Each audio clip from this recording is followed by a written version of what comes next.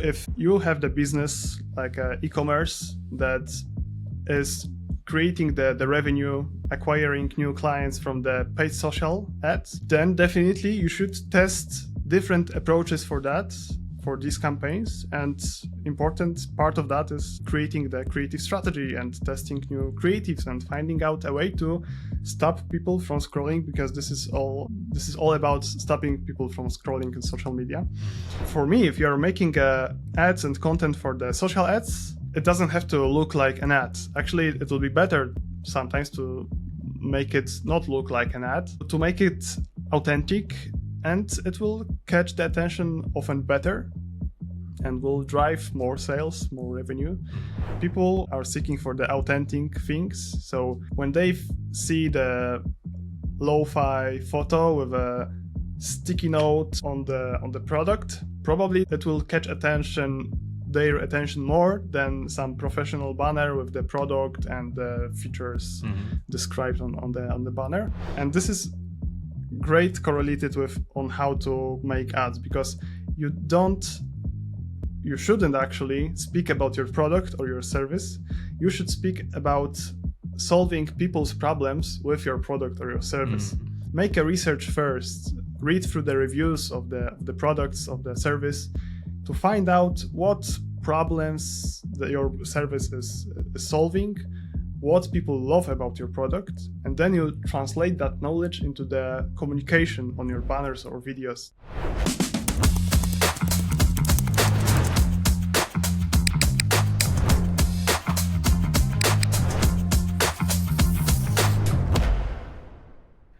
Welcome to next episode of Let's Talk Digital from MTA, where we cover things related to digital marketing. And today my guest is Jakub Michalak, social ads manager with over 8 years of experience, 3 years at MTA, where you build creative processes for our clients. Is that correct? That's correct. Would you add something to this? No, that's it. I'm finding a way to catch people's attention in social ads, and I'm building processes around it. So that's it. Okay, so one thing that's interesting about you and your experience, your overall expertise in terms of when you started and where you are right now, is that, at least in my opinion, it's related to how digital marketing has evolved over time, over years. So you started back in 2017. Yeah. Okay, so the same as me. Okay. I remember these years as mostly manual in terms of campaigns management, and now it's strongly automated by platforms themselves and also by like AI solutions and other stuff. So I think that over the years, the creative approach has become much more important. And this is, again, something that is strongly connected to your experience as well. So how did you find yourself as a creative strategist right now? All right. So, as you said, in 2017, things were much more focused on the technical aspects of the campaign. I started to make Facebook ads in these years. And I was focusing on the fragmented structure of the campaign, finding the right audience. And there wasn't much focus on the creative, but ads were working in some way, right?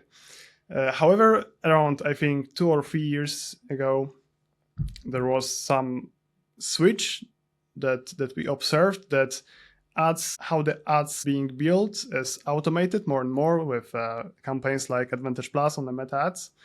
So you're not anymore setting up those fragmented structures, but you have now control over the creatives. I mean, you also had that control in the past, but now you don't have that control on the technical aspect.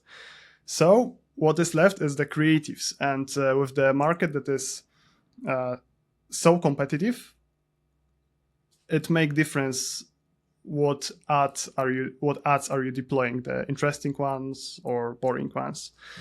I think, and I also since I was a kid, I struggled between choosing one path. I was interested in like science or mathematics, but on the other hand, I liked creative things like playing on drums, playing guitar. Interesting combination. Yeah, and when I started Facebook ads, and at this time that we spoke, it was awesome because I really liked analyzing the data, working with data. However, now I'm finding out that actually thinking about creating creatives, finding ideas on the creatives, making a research, building creatives with the graphic design team, and then testing them is actually more fun for me. So my creative soul is satisfied with that, and this is why I made that kind of a switch, because I'm still a media buyer, but I really enjoy being a creative strategist, and that's it's just fun for me. So you said that this change occurred a couple of years ago. Would you say that it was somehow related to pandemic when it was hitting us sitting at homes or something, or was it just a coincidence that it happened almost at the same time? Well, maybe that was coincidence. Maybe the market became more competitive because of that, because we stayed at home and we switched to the digital even more.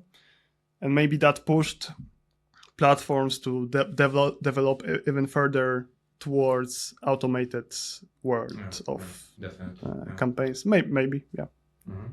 Yeah, I remember that Google was deploying those automated solutions as well back in the day. Okay.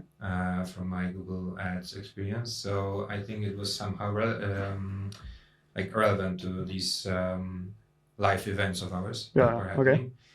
But yeah, so you were saying that it's important to actually think about your creatives, not anymore about only making your ads work in terms of technical stuff. But still, not only you, but also from my perspective, we are dealing a lot with our existing clients and also with potential clients as well. And still, I feel like the whole creative thing is somehow like seem as an inefficient way to do your advertising, or maybe not necessary in terms of the whole strategy. Because from my perspective, it should become as one of key tactics to move on, but we're often finding out that our clients do not think that way. So why is that? After so many years, why do people still think that way? Okay, so a few things here. First of all, I would like to clarify that I don't think that creative part is the only thing that we should focus on. Definitely, there are many other aspects like finding the right attribution source for your campaigns, for your revenue, analytics, etc. But the creative part is definitely becoming more and more important aspect on how your social ads perform, because we are talking today about the social ads. So that's the first thing. The other thing is, I don't think that well, I see the kind of opposite, that more and more clients are asking us about, hey, do you make also creatives? Because we are seeing that this is important. So tell us more about it. So I'm seeing this trend right now, which is awesome, and it confirms that what we do is going into the right direction. So that's a thing. And if someone is not, as you said, aware?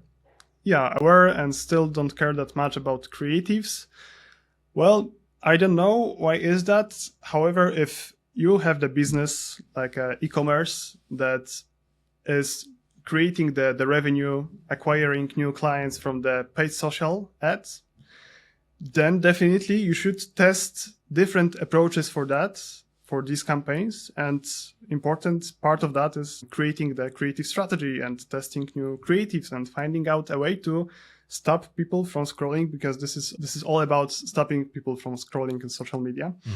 And it's not that easy, right? So yeah, I think that first of all, it's becoming more obvious that when making ads you need a creative and creative strategy in general. And there are less and less people that are not paying attention to it. Okay. Because the way that the internet is built right now in terms of advertising. I honestly think that social media as a whole are becoming even more creative than ever, and it's evolving that way. However, it's not only about social media, it's also YouTube, other placements like Google Display Network or something. And we are still seeing the same type of display ads being made. Like it was the usual thing back in the day, a few years ago, that you were just making, I don't know, a standard set of 20 display banners all over the internet, just run with them and okay, it's done. We don't need to think about anything else. And I'm feeling that I'm a very active YouTube user, and I'm feeling extremely bored with what type of ads I'm seeing. Knowing that, I'm sorry for that. Yeah. Knowing that, knowing that there are so many possibilities in terms of targeting right now, even though Google and Meta are trying to do their best to actually care about privacy or something, I'm still seeing the same types of ads that I would see when I'm launching a TV or something. So this is basically the same. So why are companies doing that, even though they have much better possibilities and capabilities of making these ads more creative in the internet? Okay. So I think that there are a few things on that. First thing is that maybe it's kind of a legacy after the world of the newspapers and TV. We were growing up seeing the TV ads that are very generic, let's say. And so when people maybe are growing up and when they think about creating ads, maybe they are thinking about creating something like this. So maybe that's a one thing. The other thing is that people don't know, some sort of the companies don't know how to do it, because it's not easy. It requires to have someone that will come up with the idea on making something interesting. So it requires some of creativity, and it's just not that easy. So you need to have the right people on board. And people don't understand how to make ads, how to influence people, how to catch their attention. So yeah, I think that would be these two aspects.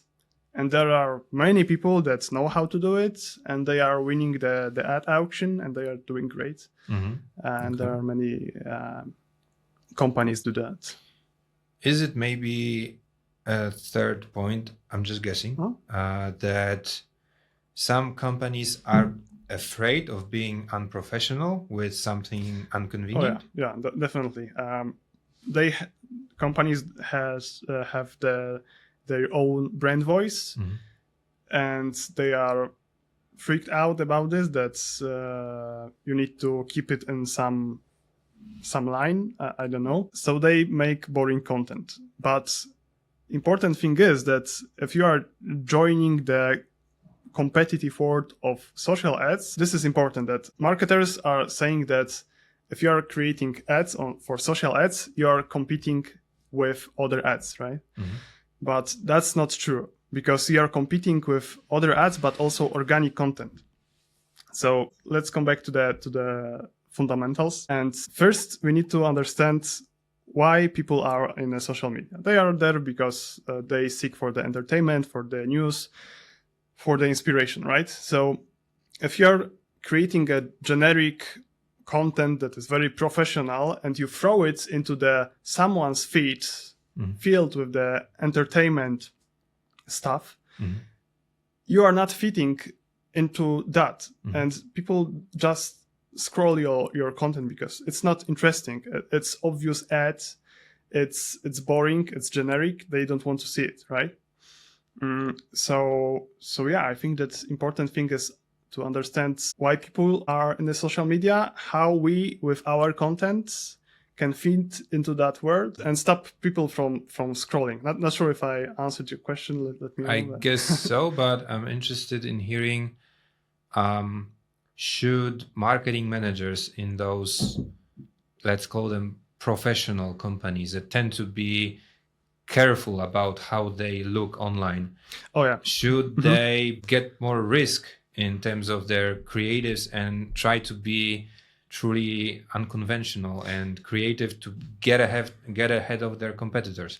Yeah, okay, that's a great question, by the way, because you need to, as a brand manager, you need to think, what are you seeking for? Are you seeking for the revenue, for the things that are delivering revenue, or you are seeking for the things that will look professional, that will align with the brand book and will be great looking brand things? And it is often the case that things that are not aligned with the brand book will perform better because they are thrown into the social ads world, and sometimes, and pretty often, something authentic or ugly or weird or radical is catching more attention and is working better than some brand aligned stuff. So definitely it will not work for all companies. There are some companies that need to be aligned to that brand book, and I get this. However, there are many e-commerce services that can just, when they are creating a website or newsletter, it can be filled with the brand colors, brand fonts. But for me, if you're making ads and content for the social ads, it doesn't have to look like an ad. Actually, it will be better sometimes to make it not look like an ad, to make it authentic, and it will catch the attention often better and will drive more sales, more revenue. So yeah, you need to choose what you care more about your growing the revenue, scaling the ad account with some crazy, sometimes creatives, or more important for you is to have brand assets with the brand colors, fonts, etc. Okay. I remember many years ago about the case from a Polish bookstore or something close to that.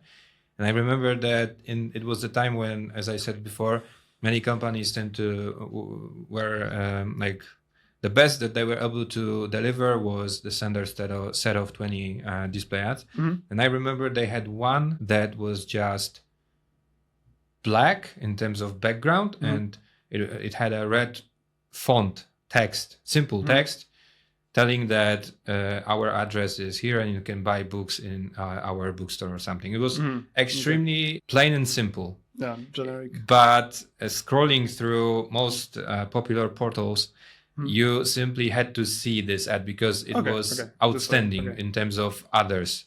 And so would you say that this has become a good practice to make this sort of ads, or is it still too controversial to make these sort of ads? I'm not saying maybe in terms of like Google Display Network, because it often uses many placements that are just good looking. But what about social ads? Has it become a trend to actually make these sort of ads, ugly ads? So you mean, like weird looking ads? Yeah, definitely. Definitely, because people are seeking for the authentic things. So when they see the lo-fi photo with a sticky note on the product, probably they will it will catch their attention more than some professional banner with the product and the features described on the banner. So yeah, that's definitely a trend. We are making lots of ugly looking ads or weird looking ads with the sticky notes, and the Barry Hot here is the someone that is promoting this style of creating the ads, ugly ads. So for example, if someone is scrolling the Instagram Reels, for example, we just need to think about what is more interesting for them. Someone that is holding a phone in his or her hand and recording some lo-fi but very authentic video about maybe some products, maybe more about solving some problem. Or more interesting would be another professional looking video and recorded in a 4K, filmed from the drone. And in most of the cases, or in quite a lot of the cases, the ugly video will be fitting extremely well on the Instagram feed, TikTok feed, Facebook feed, and it will have better thumb stop ratio, better metrics, better engagement, and it will sell better as well. So it will have has a better click-through rate.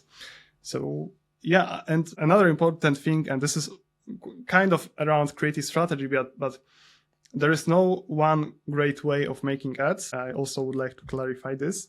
You just need to test it on your ad account. When we are setting up, when I'm setting up a new ad account and creating the creative strategy for the ad account, I always love to test radically different content. So we throw a professional videos, we throw a super ugly videos, ugly banners, professional banners, and we just test it. Let's test it with the data. Let's A/B test it, and let's see.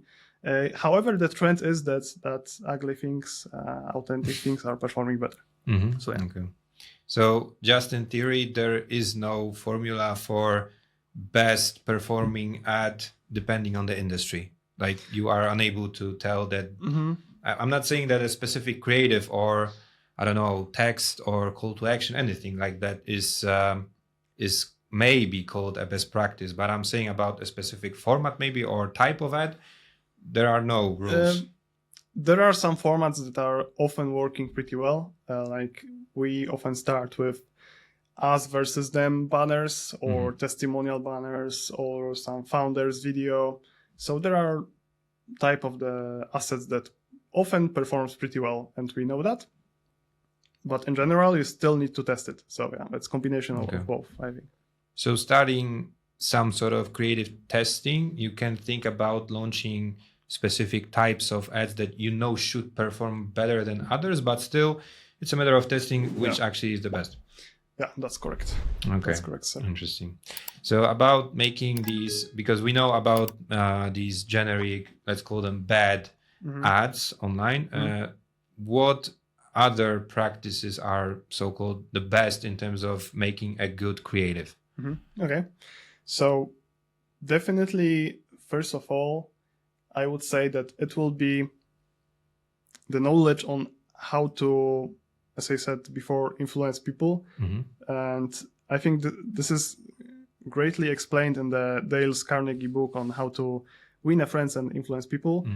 So if we want people's attention, we need to focus on them. We need to focus on people, give our time, attention, be authentic about them, understand them, ask some questions to them. And this is great correlated with on how to make ads, because you shouldn't actually speak about your product or your service.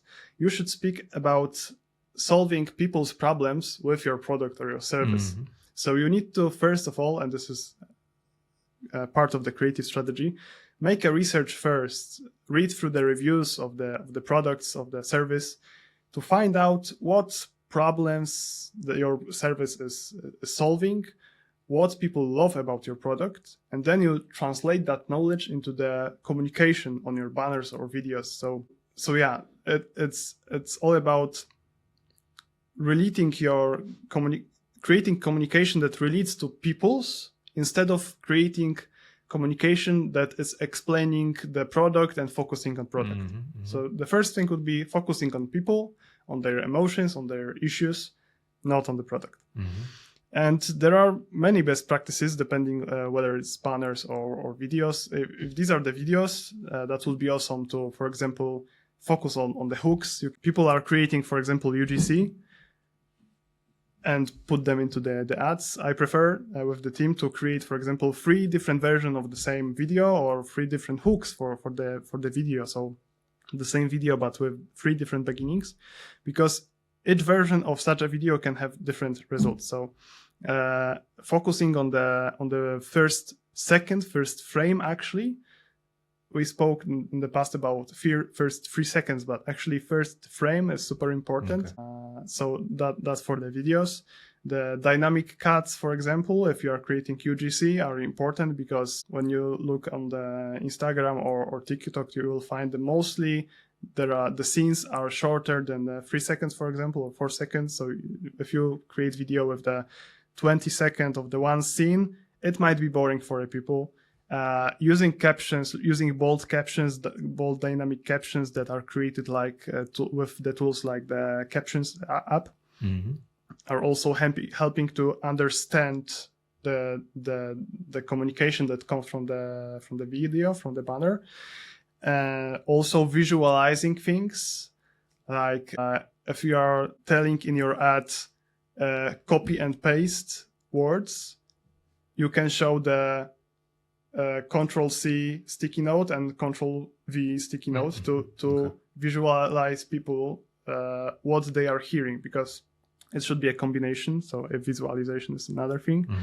For banners, it would be great to make some maybe controversial or ugly banner to make something weird on the ad, for example, to stop people from scrolling and make them think what they are actually seeing.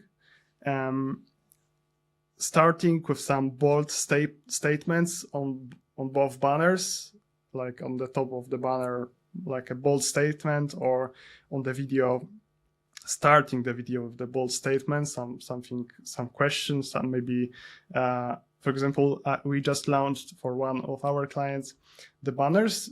We are promoting the RC model car models.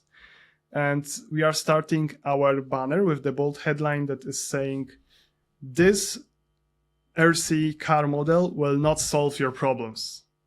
But, and there are some 3 key values that are relating to having awesome time while driving the RC model car.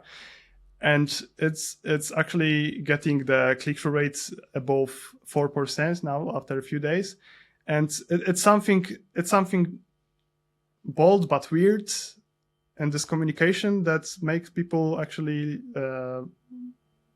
stop from scrolling, as I mentioned 1,000 times already, and reads such thing and thinking that this communication is weird, so maybe I will read the whole banner and let's check it out what it is actually. So yeah, there are several best practices. So most of it is about like maybe 2 things. One is, as always, a foundation of marketing as a whole, which is knowing your audience and communicate their pains, needs, problems, etc., answers to them. And that second thing, I think, is being somehow controversial and catch the eye of the audience so they just stop scrolling, as you said. You need to find a way to make a difference, right? There are many brands like you. So what will you do to make a difference? That would be a big part of it. You also mentioned UGC, which is user-generated content. That's good. So is it a part of being some sort of ugly ad, or is it just about being more, I guess it's about being more authentic, but how would you put it somewhere in the certain category of ads? Why is it performing usually better than others?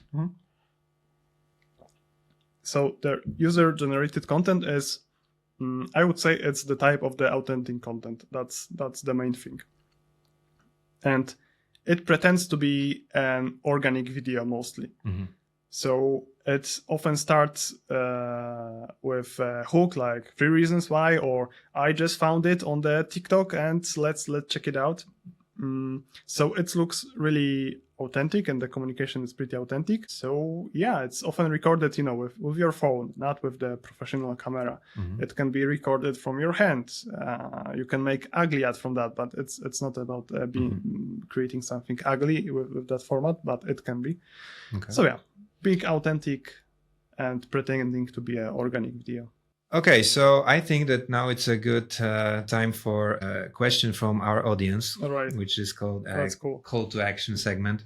Call to action, okay. This time it's a question about using AI in creative work. So how can AI help modern creative makers do their work? And also, would you recommend any tools that you are already using? That's a great question. So thank you for that. So definitely AI can optimize your work, make some things faster, and create content even for you. There are a few aspects of that. First of all, there is a ChatGPT and other chats that are supporting myself and the team with the research of the companies, creating copies, coming up with the idea, However, it's tricky because you shouldn't use that too many times because you will switch off your brain. Okay. So be careful with that. So definitely one thing about this, and also ChatGPT can help you with analyzing the data, for example, from your creatives. So, for example, when I make conclusions from the tests, then I throw it into the ChatGPT to make some follow-on ideas and next steps from that. So that's one thing. For the creatives themselves, you can use definitely like tools like Midjourney to create the background photos for your products, for example. If you just have a pack shots of the products, that's a simple way to utilize the Midjourney. Or if that's a service, you can create, the scenes, the picture of people doing something that will fit into your communication. So you can already make images with the Midjourney for your ads. You can use 11 Labs, which is the Polish origin, as I found, tool for creating the AI voiceovers for your videos. So let's say that you are receiving the UGC from your creator, and it's working pretty well, and you would like to make an iteration on that video, and to create another version of that. But actually, instead of asking the creator to, for example, record a new voiceover that will say something different in the first seconds, for example, you can replace their voice with the AI voice and create other versions of such asset with the AI, which is great. Okay. So yeah, I had also one more thing on my mind, but I just lost it. So yeah, definitely the AI is here, and we need to learn how to use it. Oh, sorry. Actually, they are starting. There are already some tools that will give you user-generated content creators that are not existing. Okay. They are, but they can record the video for you. So it's good to have an eye on this. Does it look good or not yet? But it's starting, and I think like 6 months, 12 months, we will be able to hire content creators that are not existing. Nice. What a time to be alive! Yeah, that's kind of creepy. Yeah, it is. But okay, that's interesting, definitely. Okay, so in terms of couple of last questions. So being a creative mind creator, maker, so do you actually need to be a kind of person that is extroverted or like creative? Do you actually need to have a creative mind to actually make good creatives? Like, I guess that at some point you gotta, but to some extent, is it actually possible to be let's call it a usual marketing manager and still make creative assets, creative ads? Yeah, so I hope that I am an example that introvert can also be a creative strategist and come up with some ideas for the content. So I think that being an extrovert maybe can help, but you don't have to be. I also don't think that I'm very creative, but for example, I have the possibility to observe and learn. So this is why I can have many ideas for the content. And I also know how to use other tools to support myself and making an ideation for the creatives. Okay. So these are the things that you can learn actually. And having a creative talent will push you further, faster, but you don't have to have that creative soul to make these things. So yeah. So based on data that you gather from your experiments, testing, and also learning about best practices, analyzing your competition or other famous brands, you can still develop many ideas about how to develop your creatives even better. Yeah, that's correct. Okay. And also, I think there are two ways of becoming, for example, a creative strategist. You can be a media buyer that understands the data, and you can become from that you can become the creative strategist. And this is the path that that I walked, let's say. Yeah. Mm-hmm. Or you can be a graphic designer, and we have also such people in our team that became also creative strategists. So there is no one way. The thing is, if you are a data guy, the question is if you will like the thinking about the creatives and visuals and ideas on the ads. But yeah, that's it. Okay. And in terms of these differences between being more about technical stuff and being more creative, is it actually possible to still make social ads without a good creative process? Like, I'm not saying that you gotta have this process at all, but developing creatives from time to time to actually test some of them, to have more ideas and to develop these ideas across the social ads. Is it still possible to actually perform good without new creatives? Like, let's just say that we have standard set of creatives for the start and it's like running for a year. Is it possible to have good results with them? I would say that it's for sure possible. You should have like a extremely, for example, cheap product, or you need to be extremely lucky, but it's possible. And if you create just one ad, there is always a chance that would be that ad that will perform. Compared to others, it will be awesome. Okay. So there is a chance, but it's lowering your chance to succeed. So it's becoming more and more tough to do this as it was possible in the past. Yeah. So on average, if I'm not too good and my knowledge is low in terms of meta ads, as an example, and I'm using Advantage Plus, the most automated type of campaign. And so my knowledge is very low in terms of how meta ads is working, but I'm having a lot of new creatives and I know how to test them and I'm analyzing the results. I'm still developing new assets. So compared to the person that knows everything about meta ads but has no creatives, like standard set or something, who will win the battle? Okay, can you repeat that question, please? Okay, so not sure if I understand. Yeah, so let's say that I'm not good at meta ads, but I'm still having a lot of new creatives over time. Okay.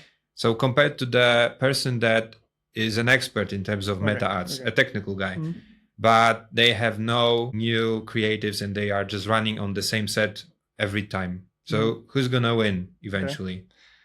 Well, the bigger chance is that this second guy that has the expertise on the creatives and understand why something is working will has a better chance to succeed.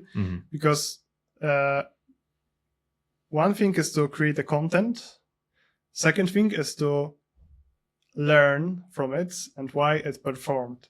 So when we see that some ad is performing well, we are checking the metrics behind it, and we are thinking why it could work. And if we find out that some elements are correlated with the success, we can create more such a content, right? But the first person that you mentioned will not have that need or knowledge to how to analyze the winning ads. And it's all about improving your ads in time, iterating on winning formats. Okay. So yeah, I can see that there will be a higher chance with that second person. Second was actually the more technical. So the first. No, the one that has the expertise in the creatives. But it's a weird example, I must say, because you mentioned that the first person will still have many assets, right? Yes. Okay. But yeah, if these are random assets or created based on some hunches, it can perform. this can perform, but for a short term, for example, and what's next? What would be next, right? Ads have their ad fatigue, and what learnings can you gather from them if you don't know how to learn from them, right? Okay, so interesting stuff and inspiration how to deal with social ads, I think. So in terms of where we are right now, in terms of the year, I mean, we are at Q4, Black Friday, Christmas, holiday. Very, like, many companies are seeking inspiration. Maybe it's too late, but still you probably can do something about it. So would you, like, let's say that you are close to getting new promo at your company and still haven't made your decision about what to do with your creatives. What would you recommend to these people, these marketing managers? How can they act before the whole thing happens? Okay. So the easiest thing that you can do is to take your top creatives from the whole year, for example, and add some Black Friday overlays on them, or change the communication on them for the more aligned to the Black Friday, Cyber Monday, or holiday season. So that would be the easiest thing. Also, if you are more based on the catalog ads, and I heard some research that is saying that 60% of the meta ads is based on the catalogs. So that's an important thing to also speak about catalogs. You can utilize tools like a Confect.io or Hunch ads that are taking your plain packshot catalog of the packshot ads, and it is transforming it to something looking really great that you can apply to 2,000 products. So you can create again Black Friday, Cyber Monday overlays for the catalog feed, actually, with these tools. And we have a lot of experience with working with the Confect.io tool. So these would be quick hacks and tips for that. In general, I would, from the paid social point of view, I would recommend building your prospecting lists before the holiday season, the promo season, or you can some crazy but working thing is to, for example, create a month before the Black Friday, create a VIP newsletter list that you are promoting, that, hey, sign up today, month before Black Friday, for this newsletter, and you will get the promo codes first if you'll sign up to this. And we had a success of generating $1 leads for that had a lifetime value positive, net positive for that. So this is some tactic that you can deploy, and yeah, definitely some classic recommendation would be that not to wait for the final day, because the auction is the most expensive. So let's start a week or 2 weeks before if you are interested in such a promotion, of course. Okay, thank you for that. Well, I'm thinking that we can wrap things up today. Thank you, Jakub, for being my guest today. Thank you. I'm pretty sure that this is going to be an interesting episode for many of our viewers. Maybe we'll see each other again, because to be honest, I've received many questions from our audience about the whole creative strategy. And to be honest, I hadn't got a chance to actually ask all of them. So maybe, just maybe, another episode is coming. Thank you for being with us, and see you in our next episode. Thank you. That was a pleasure. Thank you. Bye.